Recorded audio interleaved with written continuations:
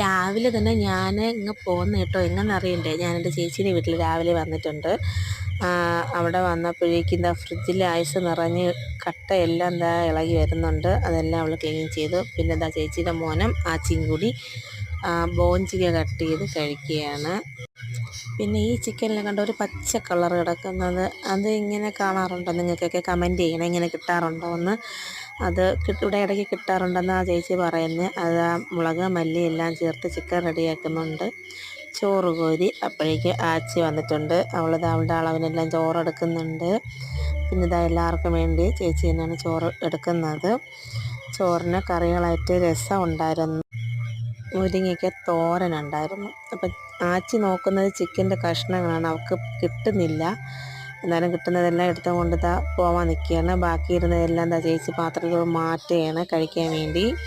അപ്പോൾ ഇന്ന് ചിക്കനുണ്ട്, മീൻ കറിയുണ്ട്, വലിയ മീനിൻ്റെ തലയാണ്, അതുണ്ടായിരുന്നു. മുരിങ്ങയ്ക്ക തോരൻ, രസം, അച്ചാർ, നാരങ്ങയുണ്ട്, മാങ്ങയുണ്ട്, ഇഞ്ചിയുണ്ട്.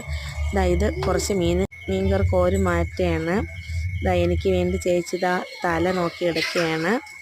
ഇന്ന് തലയും ചോറും വെച്ച് ഞാൻ കഴിക്കുകയാണ്. Okay, bye.